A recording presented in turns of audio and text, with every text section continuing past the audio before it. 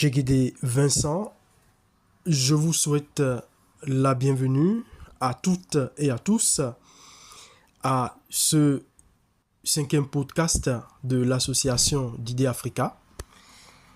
L'association d'Idées Africa qui poursuit l'enjeu de la diffusion de l'histoire générale de l'Afrique, l'enjeu de la connaissance et de l'enseignement de cette histoire générale de l'Afrique. Vous le savez mieux que moi, l'histoire de l'Afrique reste, parent pauvre, des disciplines enseignées, des disciplines approfondies et étudiées sur l'échiquier académique. Il ressort donc de cette situation l'urgence pour les Africains de se réapproprier cette histoire, de l'intérioriser, de la développer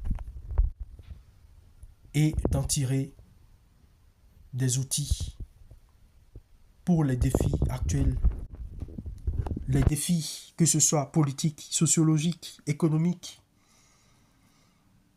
de notre temps, afin d'aboutir à un développement authentique, mais également à une souveraineté politique, économique, sociale, monétaire. Comment peut-on se développer sans savoir qui on est? D'où est-ce qu'on vient? Comment est-ce qu'on peut se développer? Nous mesurons bien l'usage du mot développement. Nous allons y revenir dans nos podcasts, puisque le développement n'est pas que économique ou matériel. Ainsi donc, comment peut-on se développer sans une ontologie, c'est-à-dire un rapport analytique à soi-même, à ses origines? Ainsi donc, l'histoire de l'Afrique reste un élément clé de tout discours sur le développement. Ceci dit, chères auditrices et chers auditeurs, revenons aux sources techniques et spécifiques, puisque les dernières séances de podcast nous ont projeté sur les prémices de l'étude d'une histoire africaine à travers la convocation des traditions orales, mais également la convocation des sources dites générales. Alors, il n'est plus un secret pour personne que ces dernières décennies ont donné à observer un bouleversement des instruments de travail, un bouleversement technologique, technique, un bouleversement qui a engendré de nouveaux outils d'analyse, de nouveaux outils d'approche de l'histoire avec on ne peut plus d'objectivité. Nous citons la géologie, la paléontologie, l'archéologie, la paléobotanique, la palynologie. Nous citons les mesures de radioactivité des isotopes qui sont susceptibles de fournir des données chronologiques quasi absolues sur la durée des temps humains. Nous citons la géographie physique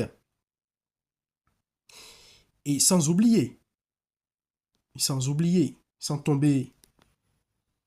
tomber dans une hérésie scientifique,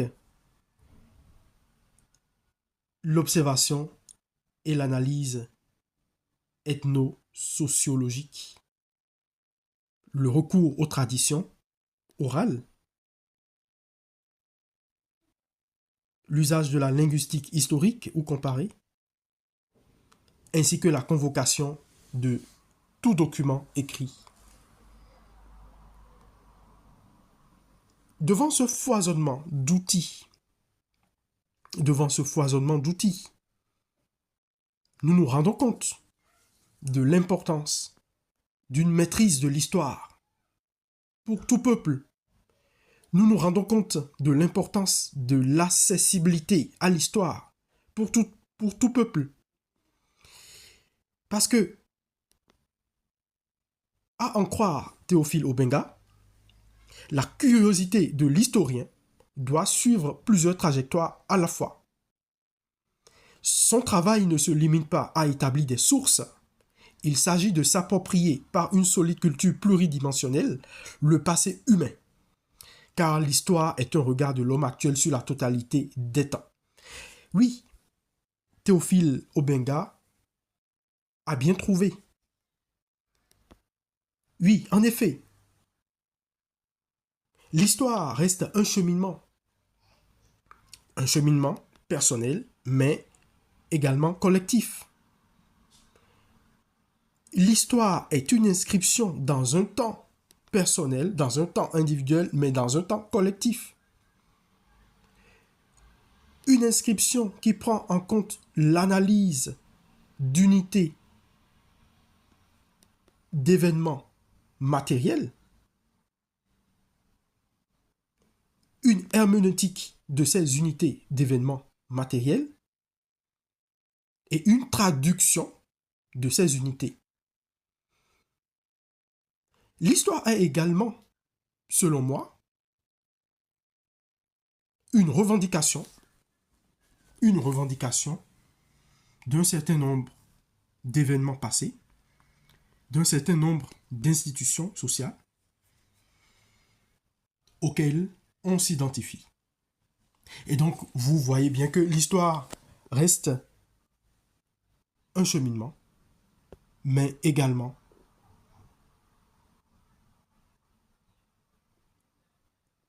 tout un système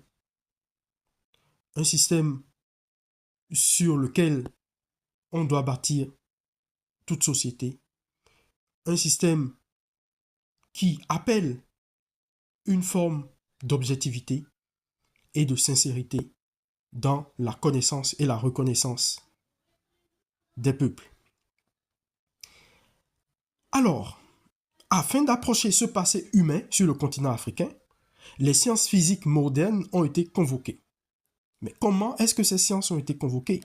Elles ont été convoquées grâce aux mesures de radioactivité des isotopes qui assurent la prise chronologique sur le passé jusqu'au premier temps de l'apparition de l'Homo sapiens, grâce à la mesure du carbone 14, mais également sur des temps antérieurs à peu près 1 million d'années.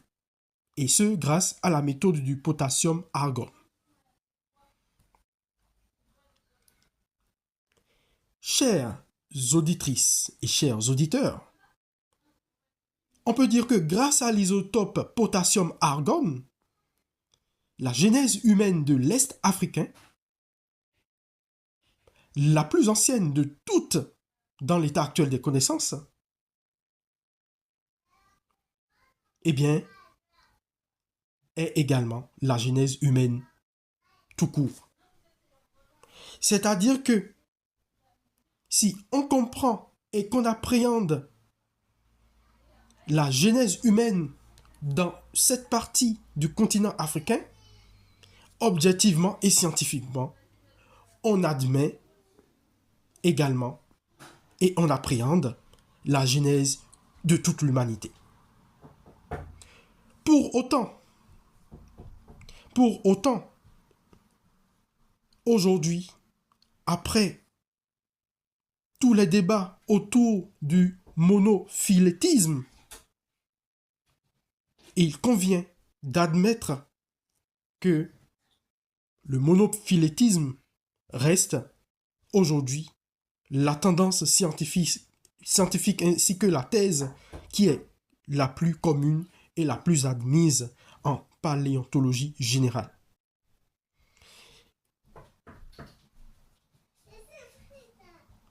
Ainsi donc, chères auditrices et chers auditeurs, lorsqu'on comprend que la genèse humaine a une origine et que le monophylétisme se réfère à l'unicité d'une souche humaine et que cette unicité coïncide avec un facteur géologique, un facteur de géolocalité, on peut dire que l'Afrique est le berceau de l'humanité. Et donc, de façon subséquente à cette analyse, les restes de fossiles africains connus aujourd'hui sont des témoins et des vestiges,